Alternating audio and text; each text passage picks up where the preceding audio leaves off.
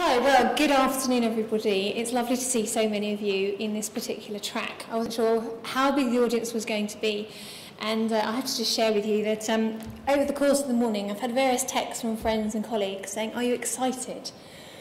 And I thought to myself, excited? I get excited when I go on holiday, or I get excited at an event. But actually speaking at a conference, no, I'm scared. I'm really, really nervous. How can you ask me if I'm excited? So I am really nervous this afternoon, and I thought I'd better share that with you. So what I'm going to look at and share with you over the course of the next 20 minutes is designing context into your learning, or in my case, into e-learning. So as Stephanie said, my name's Noreen Wolfe and I'm e-learning manager for Whitbread. And whenever you say to people you work for Whitbread, the first thing they say is, "Oh, to get free beer." And do you know what we did for a while? And Whitbread has got a really long history. You know, it was started in 1742 as a brewer. However, we actually sold all of our pubs and we stopped brewing in 2001. Where we decided to concentrate on our hotels and our restaurants. So no more free beer for me, so I can't get you any. So what I wanted to go through with you today is just to mention actually what our challenges are and what our audience is now. So Whitbread is, you might not know, but we have got various brands all down the right-hand side here. So we've got Premier Inn, Table, Tay-Barnes, Costa, Brewers Fayre and Beefeater, and they all sit within our family. We've got over 35,000, probably approaching nearly 40,000 team members now, and that creates a real challenge for us because that's our audience.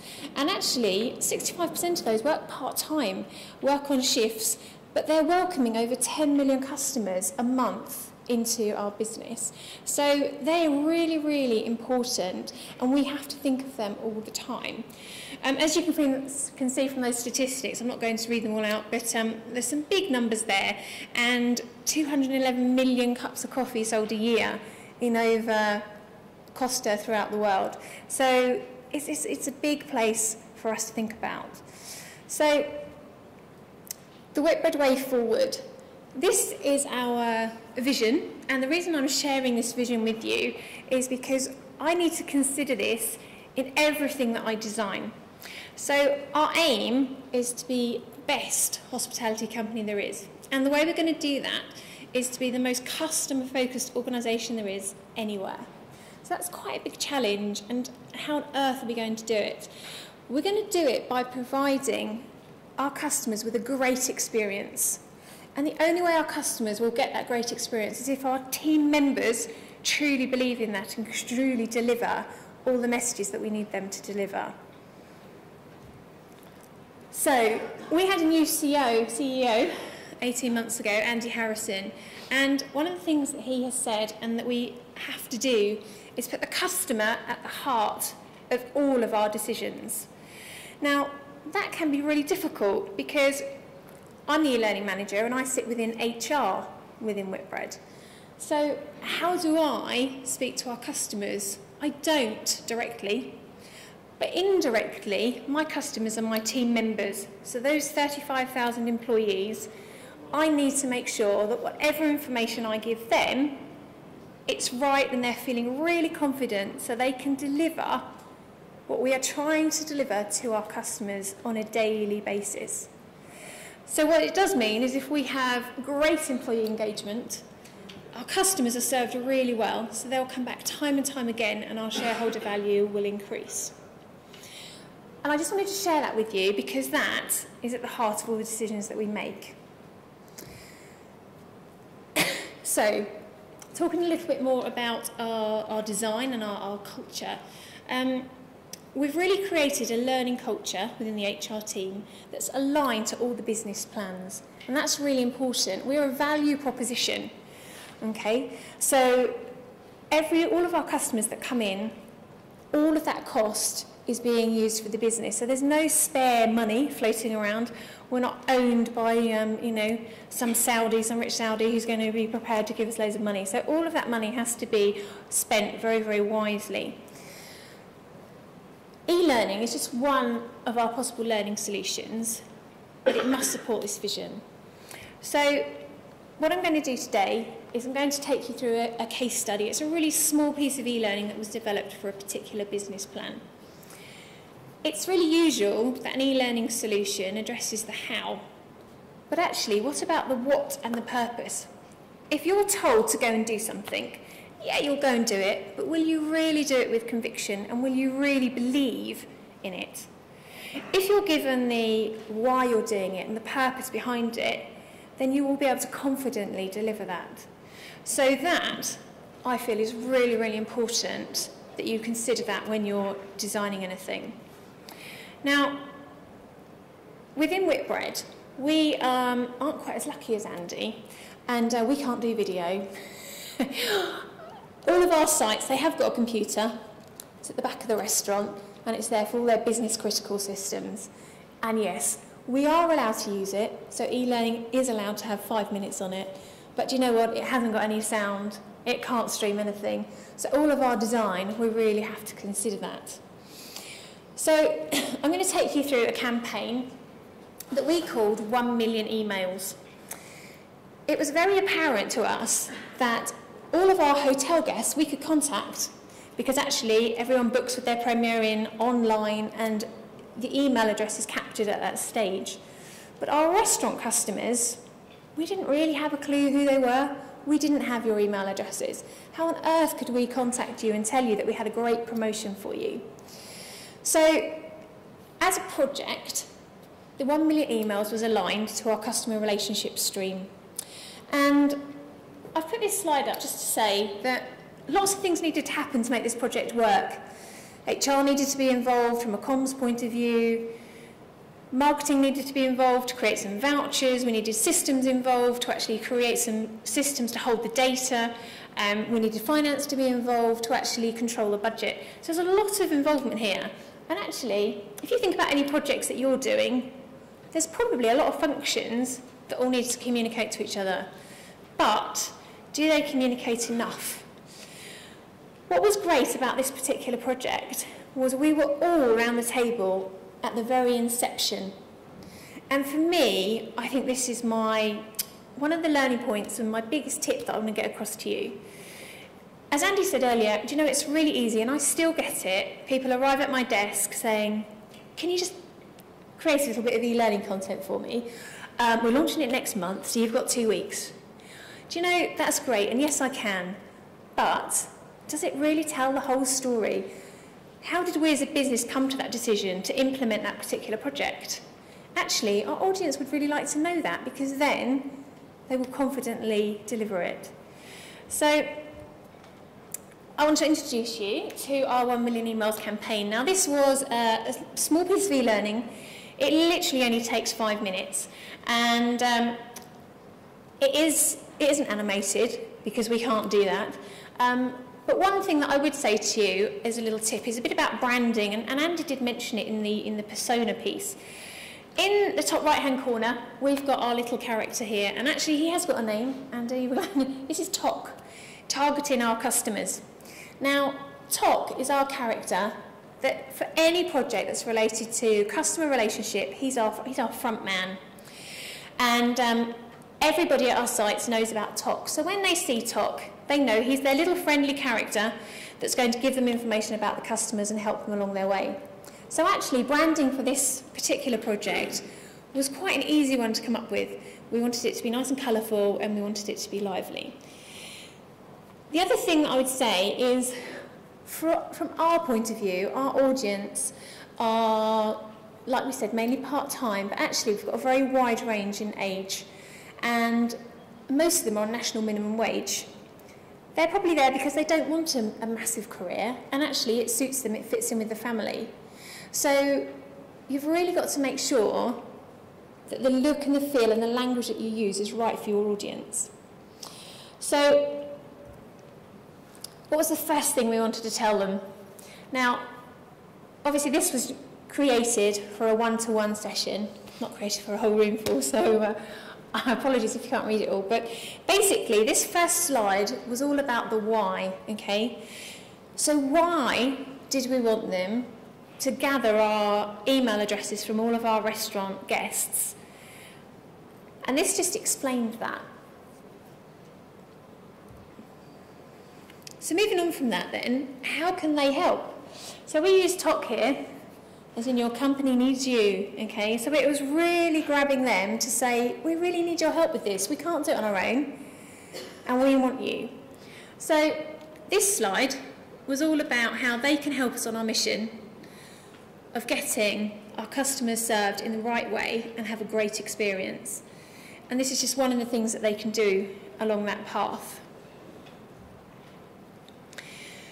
How will your business benefit? Again, it was really important to give them the full story. If they know that actually this could really increase their revenue, it could really have an effect on their P&L, then they're going to buy into it, because you know what? They want more hours, they want to work a bit longer, and only if we've got the customers can they do that.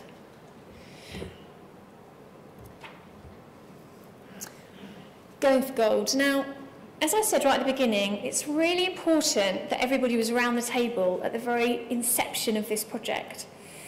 And within Whitbread, we have an internal project called Going for Gold. Now, Going for Gold is actually an incentive for our team members. And Going for Gold is aligned to different business projects every period. And because we were all around the table at the very start, we were lucky enough to be able to align this to our Million Emails campaign. So what it meant was that if you worked at a restaurant, and it was a bit of a competition really, so if you worked at a restaurant that gathered more new email addresses than any other restaurant, then you'd get a bit of a bonus. We'd probably send you some vouchers, you can have a bit of a party. And that works really well in our business, and we know that, so that's why we've used it. So Going for Gold, and again, if this had landed on my desk and I was asked, you know, you've got 2 weeks, we'd have never been able to include this as well. Okay, so at this point we're still telling the story. We haven't got on to the how at all. We're still in the why and the what and the purpose. So explaining the offer to the guests, in this particular case, anybody that gave us a new email address, they were entered into a prize draw for a holiday. And because you gave us your email address, we're going to send you a voucher for a drink or a dessert. So this was a case of just letting our team members know exactly what the offer was so that they could relay that to our customers. Now, approaching the guest. Do you know, this might seem really easy to you and I, but as I said, some of our team members are national minimum wage earners, and actually some of them, English isn't even their first language. So what we didn't want to do was have our customers coming in and being bombarded by our team members with a, oh, can you do this? And actually them not doing it at the right time or in a very genuine way, okay? So this slide was all about when to approach the guests, when would be a great time to do it so that you weren't inconveniencing them, and a little bit more about the promotion. So as you can see, we're now on page 7 of 15, and it's only at this point that we start to get a little bit into the how. So up to now, we really are setting the scene and telling the story. The next little section, completing the form. Now, I don't know about your businesses, but we are very guilty of sending things out to our sites, and the first they know about them is when they arrive in the post, or they arrive in the back office and they're told they need to deal with them that week. So we felt that actually, if we gave them a bit more notice, then again they would buy into the whole process. So this was a case of, it just showed them what the form actually looked like, so it wasn't alien to them. They could click on the form and it would actually just, you'd zoom in so that you could see the fields that were going to be filled in. So I mentioned that we were all around the table at the very start, and again this sort of just personifies that and the reason why we did it. Obviously those little forms, we didn't want them just in back pockets or in piles by the till or floating around all over the restaurant. So actually marketing created some little cardboard post boxes which again had all the branding that we'd used for everything. So when marketing created posters, that had the branding on. Everything was all linked together, and all the comms that went out from the point of view of emails to our general managers, again, it all had that branding around it. So the post boxes were there so that the forms could all go in the post boxes, they weren't lost. At the end of the day, they had sensitive data from our customers on as well. And it's now at this point, only on page 9, that we're actually getting into the how. And this is very typically where an e-learning solution might have come in the past. You filled out your forms, you might have had perhaps one page. You filled out your forms, and now this is what I want you to do with it. But actually, have they really bought into that? Are they really going to deliver for you? So this particular screen just went through and just showed them right at the start what the screen was going to look like and what they needed to fill in. And again, they could click on that screen and it would zoom in to show them the fields in greater detail. It's also important that we carry on the process and they know the full story. So what happened to those forms after we put them onto the system? Well, actually, we just tell them here that they go into their business done weekly envelopes, which are then secured and then destroyed securely as well. With customer data on there, we didn't want that just floating around. Which you'll be surprised, that does happen if you don't tell them not to do it. Okay, as a group, when we were sitting around the project deciding what was going to go into the e-learning, we brought up the fact that our guests, once they'd given us their email addresses, we'd said we'd send them a voucher for a free drink or a free dessert. How many of you go into a shop with a voucher and the staff there say, oh, I haven't seen this one. They have to call the supervisor over. You know, how do I process this? And that happens all too often, just because they haven't been told and they haven't been given that information. So this was all about, oh, okay, actually, do you know what? This is what you're going to see. This is what's going to come back into the restaurant as part of this project. We also thought about, okay, what will our customers ask? We don't want them to ask any questions that our team members can't answer. Perhaps they want to come out of the scheme. So again, this was just informing them that the guests could opt out using the system that they'd registered on. And then, finally, redeeming the voucher. So again, the voucher had to go through the till in a particular way from a financial audit point of view. It's really important that if you are doing, in our particular industry, if you are doing vouchers, they have to all be tracked and they have to all be monitored. So more often than not though, again, when you go into somewhere, someone just presses a few keys and says, oh, that'll do, I'll put it under that button. But actually, is it really right? So this particular screen was all about how you're going to redeem that voucher at the end of the meal. Where the voucher code is going to come from the actual piece of paper, and what buttons you're going to press.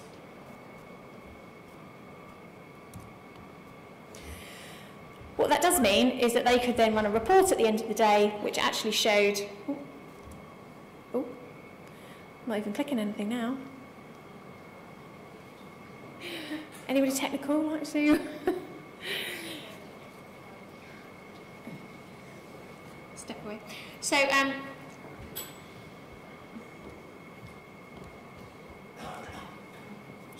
yeah, that's fine. Yeah. So go back. Yeah. So they could run the financial report, and then finally they were ready and they were fully prepared with all the information they wanted, and they could go on to become a going for gold winning site, which is what they would really want. That's the hook in for them. Okay. So in summary, don't just think about the how, think about the what and the purpose, and give your audience a really good feel for the full story. Make it engaging and get them engaged so they feel that they know exactly why they're doing something. And don't just give them the, yeah, we need you to do it because we've asked you to. Because do you know what? They just aren't going to be that committed to you. Now, as Stephanie said, I end up reading things from laundry tracking, to gathering emails, to bed bugs. You'd be amazed what I have to read about. And don't get me wrong, as I said, I still get cases where project managers come up to me and say, I need some training for next week, and I need a piece of e-learning. And I always rap them on the knuckles and say, why didn't you involve me right at the very start? So for me, for your piece of learning, if you can all go away and just think, let's get in there from the very start, you can really influence the project and your solution will be much, much better. So I welcome any questions.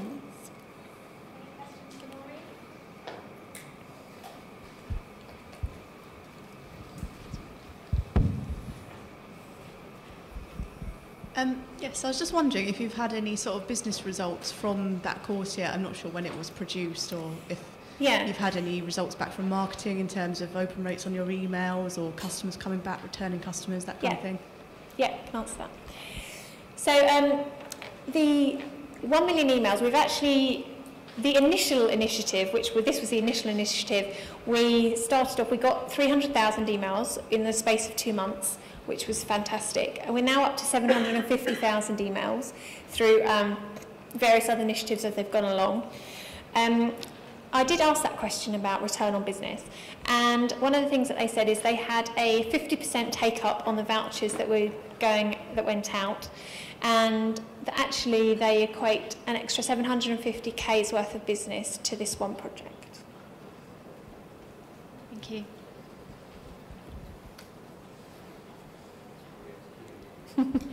Just on the same note, how did you evaluate the end user's experience from that process? Okay.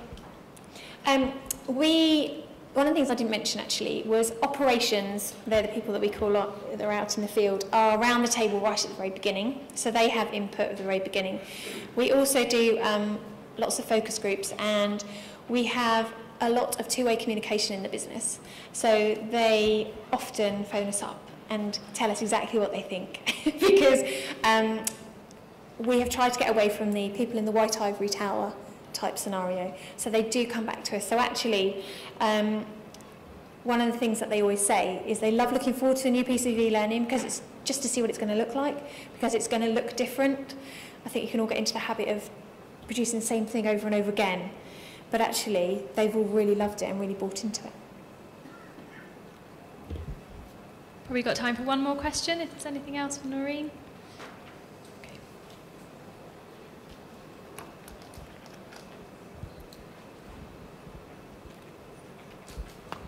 Noreen, did you consider anything other than e-learning as a methodology? Or outside the world of e-learning, how else would you have done this?